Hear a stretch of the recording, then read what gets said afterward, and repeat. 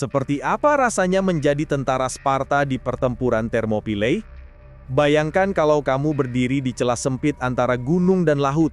Di belakangmu ada seluruh peradaban yang kamu bela, dan di depanmu ada gelombang pasukan yang jumlahnya ratusan ribu. Kamu tahu, betul-betul tahu bahwa dalam beberapa jam ke depan, kamu akan mati. Tapi kamu tidak bergerak. Kamu bahkan tidak boleh berpikir untuk mundur. Karena mundur bukan hanya berarti kekalahan, tapi di tempat asalmu, mundur adalah aib. Itulah Sparta, tempat di mana takut dianggap dosa, dan mati dianggap kehormatan tertinggi. Inilah kisah 300 prajurit yang menolak mundur, dan seperti apa rasanya menjalani hidup yang seluruhnya didedikasikan untuk satu hal, yaitu perang. Untuk memahami kenapa prajurit Sparta bisa bertarung sampai tetes darah terlahir di Thermopylae, kita harus mundur sedikit dan melihat bagaimana negara kota mereka didesain dari nol. Mereka diajari prinsip mutlak ini: perisai melindungi rekanmu, bukan dirimu. Jika perisaimu hilang, kamu bukan hanya membahayakan dirimu sendiri, tapi kamu meruntuhkan integritas seluruh barisan. Inilah akar dari kalimat paling terkenal yang sering diucapkan oleh para ibu Sparta kepada anak-anak mereka ketika mereka berangkat perang. Kembalilah dengan perisai atau di atasnya.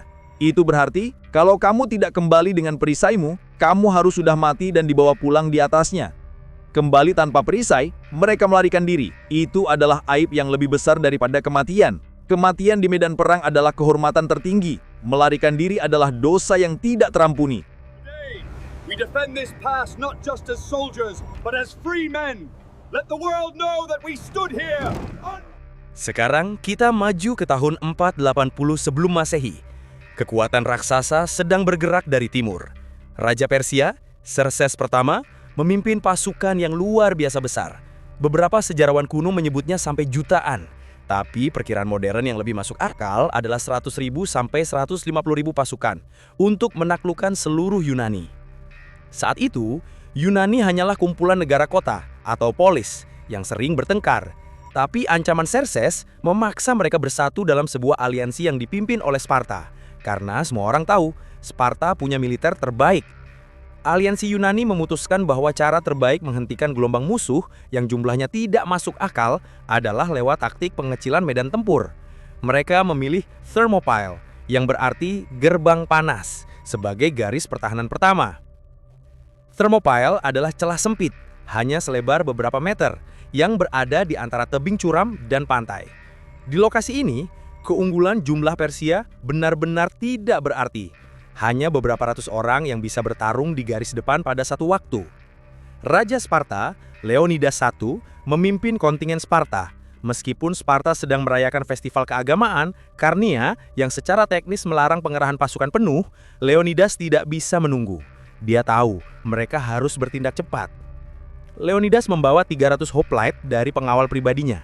Tapi ada detail yang sering terlewat. Ke-300 orang ini dipilih karena mereka semua punya anak laki-laki. Artinya, mereka boleh mati dalam pertempuran tanpa memutuskan garis keluarga Sparta. Mereka adalah tim bunuh diri yang secara sukarela memilih untuk memenuhi takdir mereka. Total pasukan Yunani yang berkumpul di Thermopylae sekitar 7.000 orang dari berbagai polis, seperti Thespia dan Phocis.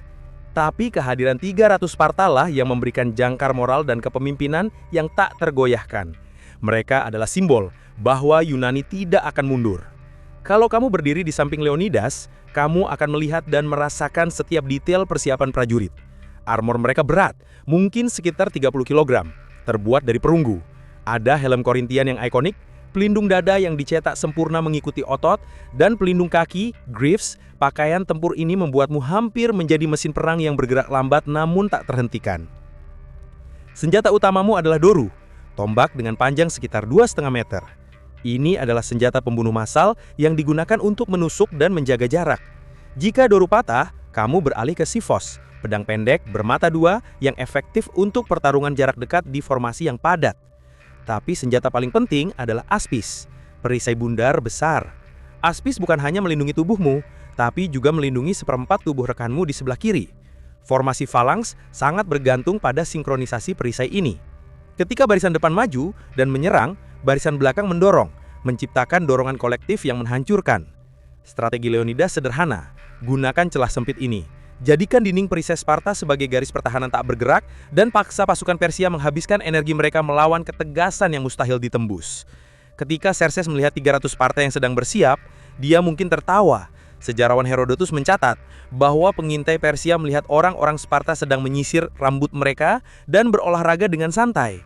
Itu bukan tanda-tanda ketakutan, itu adalah ritual pra-pertempuran yang Sparta lakukan, menandakan bahwa mereka sudah siap mati. Di hari pertama, Xerxes mengirim pasukan Medes dan Sisians yang dia anggap cukup untuk melibas segelintir orang Yunani.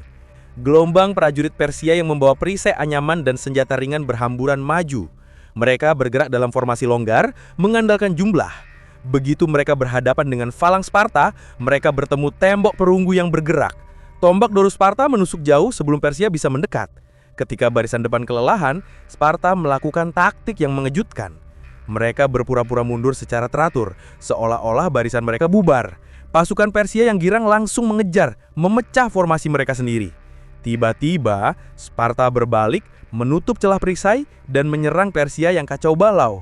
Persia hancur. Di hari kedua, Xerxes marah.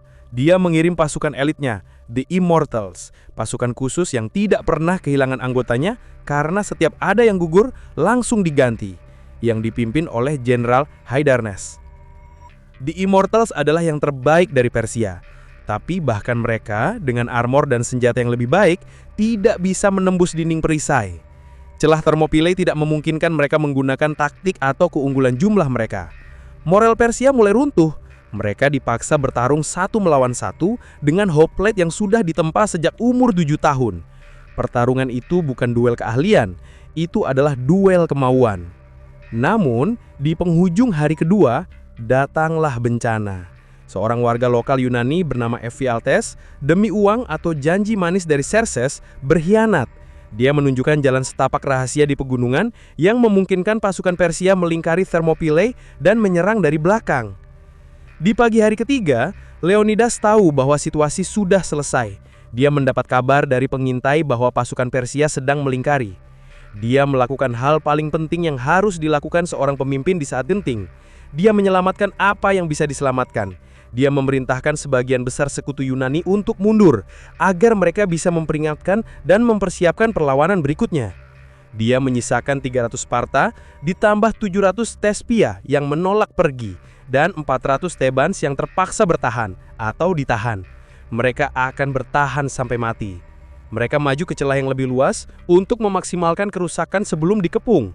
Perisai mereka retak, tombak mereka patah. Ketika doru sudah tidak ada, mereka mencabut sifos.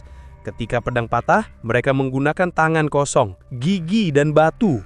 Leonidas gugur, tapi pasukannya tidak berhenti. Pertarungan terakhir adalah rebutan jasad Leonidas. Setelah berhasil merebutnya kembali 4 kali, akhirnya mereka mundur ke sebuah bukit kecil di celah itu. Di sana, dikelilingi oleh ribuan pasukan Persia, mereka bertahan sampai pasukan Persia memanah mereka hingga tak bersisa. Lantas, apakah mereka bodoh? Kenapa harus bertarung sampai mati ketika tahu tidak ada peluang menang? Inilah yang membedakan mentalitas Sparta. Sparta tidak bertarung untuk menang di Thermopylae. Mereka bertarung untuk taat pada hukum kehormatan. Bagi mereka, mundur adalah kegagalan mutlak. Mati di medan perang adalah kesempurnaan. Mereka tidak hanya bertarung untuk Yunani, mereka bertarung untuk identitas mereka sendiri. Dalam kebudayaan Sparta, tidak ada cara yang lebih terhormat untuk mengakhiri hidup selain gugur sebagai pelayan negara di medan perang. Kekalahan di Thermopylae adalah kemenangan moral yang tak ternilai. Pertarungan ini menunda laju Xerxes. Ini memberi waktu kepada aliansi Yunani lainnya, terutama armada Angkatan Laut Athena, untuk menyusun rencana. Beberapa bulan kemudian, di pertarungan Salamis, armada Yunani yang dipimpin Athena menghancurkan armada Persia. Dan akhirnya pasukan gabungan Yunani mengalahkan Persia di Platea setahun kemudian.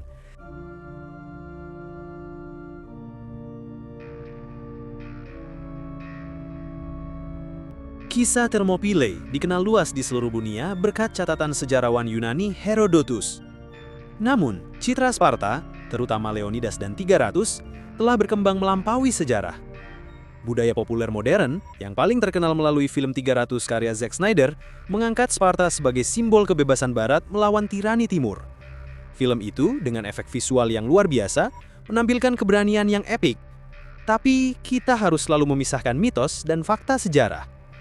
Meskipun kisah Thermopylae adalah kisah keberanian yang tak tertandingi, penting untuk diingat bahwa Sparta sendiri bukanlah juara demokrasi. Mereka adalah negara totaliter, di mana sekelompok kecil warga negara, atau homoioi, menindas populasi budak yang sangat besar yang disebut helots. Helots adalah budak milik negara yang jumlahnya jauh melebihi warga Sparta. Ketakutan akan pemberontakan helots adalah alasan utama kenapa Sparta tidak pernah bisa mengerahkan pasukan penuh mereka. Sebagian besar prajurit Sparta selalu harus tinggal di rumah untuk mengawasi para helots. Sparta adalah negara yang didasarkan pada kekerasan, penindasan, dan kultus perang di atas segalanya. Mereka tidak berjuang untuk kebebasan universal. Mereka berjuang untuk mempertahankan sistem mereka yang brutal, tetapi sangat efisien. Namun, esensi kisahnya tetap tidak berubah. Di hadapan peluang yang mustahil, 300 orang yang ditempa sejak kecil untuk menolak takut tetap berdiri tegak. Meskipun sistem politik Sparta akhirnya runtuh dan polis mereka hilang di telan sejarah karena populasi mereka terlalu kecil dan ketatnya aturan perkawinan, warisan filosofi militer mereka tetap hidup. Disiplin ekstrim, fokus pada pelatihan fisik yang keras, loyalitas unit yang absolut, dan semangat pantang mundur, semua ini mempengaruhi doktrin militer modern. Lihatlah pelatihan unit elit dimanapun di dunia. Banyak elemen yang diterapkan seperti kurang tidur, asupan makanan minimal, dan tekanan psikologis ekstrim adalah gema dari agoge kuno. Tujuannya sama, menghancurkan individu yang lemah untuk menciptakan unit yang tak terpisahkan. Bahkan hari ini, istilah Spartan sering digunakan untuk menggambarkan kehidupan yang keras, sederhana, dan disiplin tinggi. Itu adalah pengakuan abadi terhadap gaya hidup yang mereka anut. Mereka mengajarkan bahwa kekuatan unit tidak terletak pada senjata, melainkan pada kemauan kolektif. Ketika tiap prajurit rela mati agar rekan di sebelahnya bisa bertahan, unit itu menjadi tak terkalahkan. Leonidas dan 300 pasukannya kalah di Thermopylae. Secara statistik, mereka hancur. Tetapi dari kekalahan itu, lahir satu pelajaran fundamental dalam sejarah perang dan keberanian. Kekuatan sejati bukan soal jumlah, bukan soal teknologi, tapi tentang sejauh mana manusia sanggup bertahan ketika semua kemungkinan sudah hilang. Mereka tidak bertarung dengan harapan menang, tapi karena mereka dilarang untuk takut. Mereka mengajarkan bahwa kehormatan lebih berharga daripada hidup. Dan mungkin itulah alasan kenapa kisah mereka masih kita ulang dan kita kagumi 2500 tahun kemudian. Mereka mengajarkan kita bahwa bahkan menghadapi tirani terbesar, selalu ada ruang untuk berdiri tegak. Kalau kalian hidup di Sparta, sanggup nggak taat kayak mereka? Tulis di kolom komentar ya. Jangan lupa like, share, dan subscribe Kopral Gondrong untuk konten menarik lainnya.